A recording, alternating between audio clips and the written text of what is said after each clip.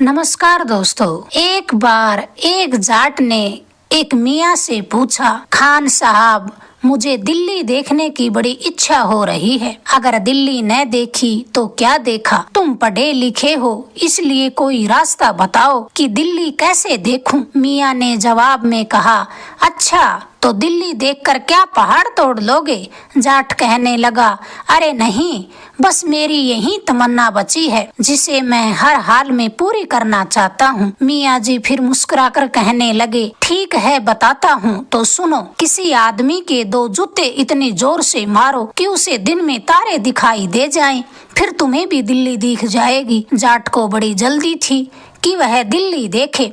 उसने तुरंत अपने पैर से अपनी जूती निकाली और मियाँ को जोर से जमा दी। चूंकि दूसरा तो कोई था नहीं, जाट ने कहा, मियाँ जी मुझे तो कुछ दिखाई न दिया, जूते भी जोर से ही लगाए हैं। खान अपनी गालों को सहलाते गुस्से से बोला, बदतमीज, शाम तक दिख जाएगी। ये कहते कहते और दर्द से कहराते मियाँ जी थानेदार के पास जा पहुँचे। वहाँ जाकर जाट की शिकायत कर दी। थानेदार ने जाट को बुलाया और सब बात पूछने पर थानेदार ने हुक्म दिया, तुम्हें जल्दी से जल्दी दिल्ली में काजी के सामने पेश होना है। जाट खुशी से चहकते हुए कहने लगा, बहुत अच्छा सरकार, मैं भी तो दिल्ली ही जाना चाहता था। इतना कहकर जाट वहाँ से निकलने लगा तो थानेदार बोला, कहाँ जाते हो? मेरे दो सिपाही तुम्हें काजी के सामने पेश करेंगे। जाट कहने लगा, मुझे कोई परेशानी नहीं, चाहे तो आप भी चल पड़े, आप दिल्ली देख आएंगे, मगर मैं अपनी बैलगाड़ी तो जरूर लेकर जाऊंगा। जाट की बात सुनकर थानेदार ने सोचा, बड़ा आड़ू बुद्धि आदमी है, इसके साथ बहस करना बेकार है। फिर थानेदार ने अपने दो सिपाहियों को बुलाकर कहा कि तुम जैसे तैसे इस मोटी बुद्धि जाट को काजी के सामने पेश करो, रास्ते में ये जो करे वह करने देना। तब एक सिपाही ने कहा, साहब आप बुरा न मानो तो एक बात कहूँ? थानेदार ने कहा, कहो, तुम भी क्यों पीछे रहने लगे, तुम भी तो जाट ही हो। सिपाही कहने लगा, साहब ये आदमी मोटी बुद्धि नहीं बल्कि सीधा साधा छल कपट रहित आदमी है, आप इसे आड़ू बुद्धि कहकर इसका अपमान कर रहे हैं। थानेदार ने फिर कहा, जब तुम इसे काजी के सामने पेश करोगे तो इसकी बुद्धि अपने आप ठिकाने आ जाएगी। थोड़ी देर बाद जाट अपनी बैलगाड़ी लेकर वहीं थाने के सामने पहुंचकर जोर से बोला, भेज दो साहब, आपने जिसको मेरे साथ भेजना है दिल्ली देखने के लिए। थानेदार ने मुस्कुराकर अपने दो सिपाहियों को इशारे से बाहर भेज दिया। दोनों सिपाही भी अब क्या करते बेचारे, चुपचाप जाट की बैलगाड़ी में जा बैठे। उन्हें ऐसा लग रहा था कि उन्हें काजी के सामने पेश होना है, न कि जाट को। सिपाहियों के कहे अनुसार जाट ने रास्ता पकड़ा और चलते गए। थोड़ी दूर चले कि रास्ते में उन्हें एक साधु मिला। जाट ने अपनी गाड़ी रोकते हुए कहा, महाराज जयराम जी की गाड़ी रहते आप पैदल क्यों जा रहे हैं? रास्ता आराम से कट जाए उतना ही अच्छा है, आइए गाड़ी में बैठ जाइए, आपकी संगत से हमें भी थोड़ा बहुत धर्म लाभ मिल जाएगा। साधु के पास एक वीणा थी, उसने पहले तो वीणा को गाड़ी पर रखा, फिर खुद भी बैठ गया। थोड़ी आगे चलने पर रास्ता उबड़ खाबड़ आ गया, हिचकोलों से गाड़ी का चुल हिल गया। जाट ने अपनी बैलों को पुचकार कर रास खींची। तो बैल ठहर गए। फिर जाट ने गाड़ी से नीचे उतरकर देखा तो गाड़ी के पहिए की पुट्टियां खिसक कर बाहर निकल आई थी। अब उन पुट्टियों के अंदर की ओर ठोकने के लिए जाट ने इधर उधर कोई पत्थर या लकड़ी देखी तो उसे कुछ दिखाई न दिया। फिर जाट ने अपने पसीने पहुँचते हुए साधु की वीणा को उठा लिया। वीणा के एक तरफ बड़ा सा तुम्बा देखकर उसे लगा यह ठोकने के लिए अच्छा हथियार है। जाट ने अब पूरे जोर से पुट्ठी पर वीणा का प्रहार कर दिया। चूंकि वीणा का तुम्बा भीतर से बिल्कुल थोथा था, पुट्ठी पर जैसे ही पड़ा, पड़ते ही उसके परखच्चे उड़ गए। एक तो साधु की वीणा तोड़ दी, ऊपर से जाट ने साधु को उलाना भी दे दिया। वाह महाराज, सारी जिंदगी भटकते रहे, न घर गृहस्थी का सुख देखा, न ही बाल बच्चों का प्यार प्रेम, बस एक ये औजार ही कमाया था और यह भी थोथा निकला। आपने जो भी भक्ति की होगी, मुझे तो उसमें कुछ सार नजर नहीं आया। अब साधु ने जैसे ही गांव के भोले भाले सीधे आदमी के मुंह से ये लफ्ज सुने तो आश्चर्य से जाट को देखने लगा। फिर कहने लगा, तुमने तो मेरी इस वीणा को तोड़कर मेरी आंखें ही खोल दी। अब जैसे तैसे जाट ने अपनी गाड़ी को चलने के लायक बनाया और सवार होकर दिल्ली की सैर को आगे चल पड़ा। शहर में पहुंचा तो साधु बाबा गाड़ी से उतरे और अपने रास्ते चल पड़े। तभी जाट की नजर एक हलवाई की दुकान पर पड़ी। जाट को अब भूख भी लगी हुई थी। उसने अपनी गाड़ी को एक तरफ खड़ा किया और पहुंच गया हलवाई की दुकान पर। सिपाही भी चुपचाप वहीं खड़े रहे। हलवाई की दुकान पर तरह तरह की मिठाइयां सजी थी। जाट ने एक मिठाई की तरफ इशारा करके कहा, यह क्या है भाई? हलवाई बोला, 2 उठा। जाट ने सोचा कि हलवाई उसे 2 मिठाई उठाने को कह रहा है। तुरंत ही उसने 2 मिठाई उठा ली और खा ली। फिर जाट दूसरी तरह की मिठाई की ओर इशारा करके पूछा, जरा ये भी बताना भाई, ये क्या है? हलवाई ने कहा, खाजा। जाट ने समझा कि हलवाई कह रहा है खा जा। बस फिर क्या था, जाट ने कई मिठाई उठाई और चट कर गया।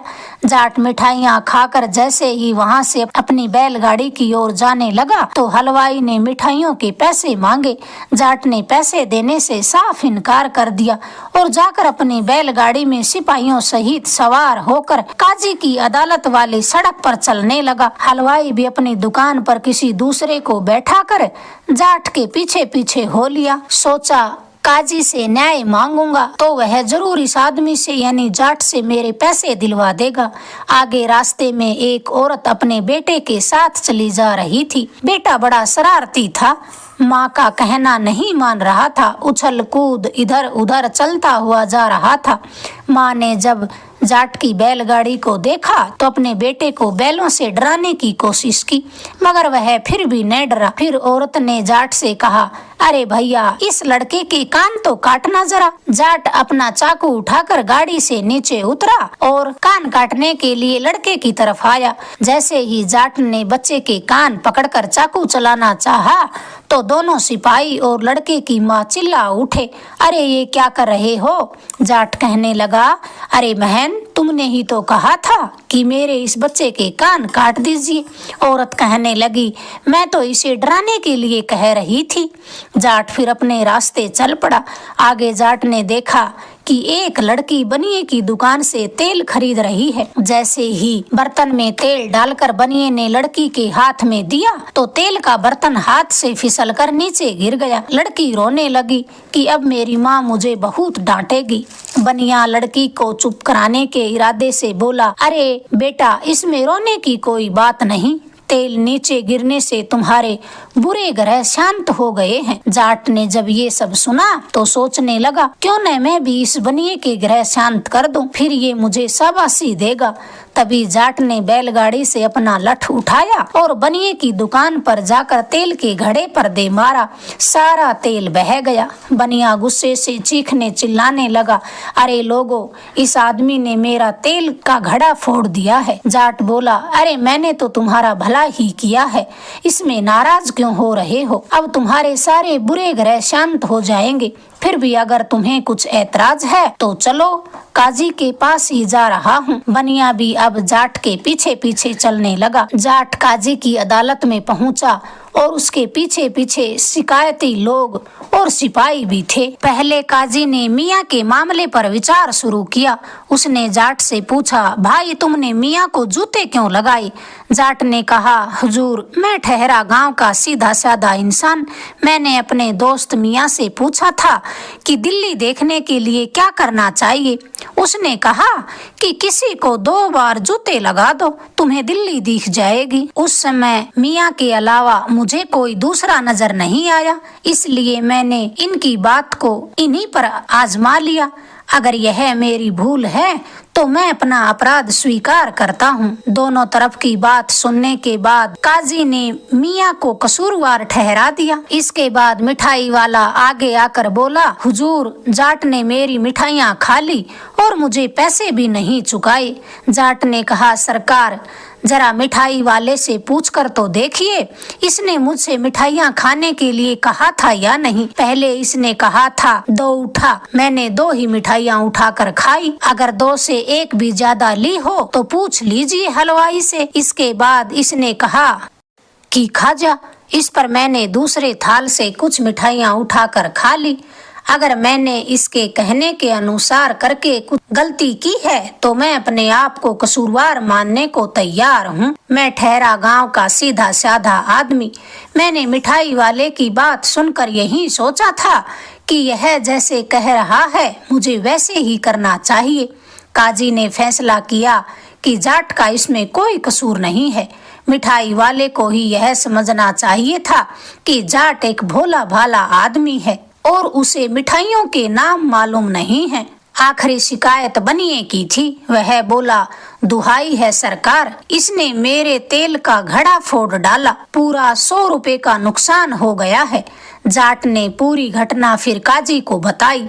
बोला, हुजूर, एक लड़की ने इस बनिए की दुकान से तेल खरीदा था। लड़की के हाथ से फिसलकर वह तेल नीचे गिर गया तो बेचारी लड़की रोने लगी। इस बनिए ने उससे कहा, अरे इसमें रोने चिल्लाने की क्या बात है, इस तेल के गिरने से तुम्हारे बुरे ग्रह शांत हो जाएंगे। काजी ने बनिए से पूछा, क्या तुमने उस लड़की से यही बात कही थी? बनिए को अब मानना पड़ा कि उसने लड़की से यही कहा था। इस पर जाट बोला, तब तो हुजूर, मैंने तेल का घड़ा तोड़कर बनिए के साथ भलाई ही की है, क्योंकि इससे उसके सारे बुरे ग्रह शांत हो गए होंगे। जाट की बात सुनकर काजी हंसने लगा और उस मुकदमे को भी खारिज कर दिया। अब जाट को दिल्ली घूमने की छूट मिल गई। उसने जी भरकर दिल्ली की सैर की। अगर आपको ये कहानी पसंद आई, प्लीज हमारे चैनल को लाइक करें, शेयर करें, सब्सक्राइब करें। धन्यवाद दोस्तों।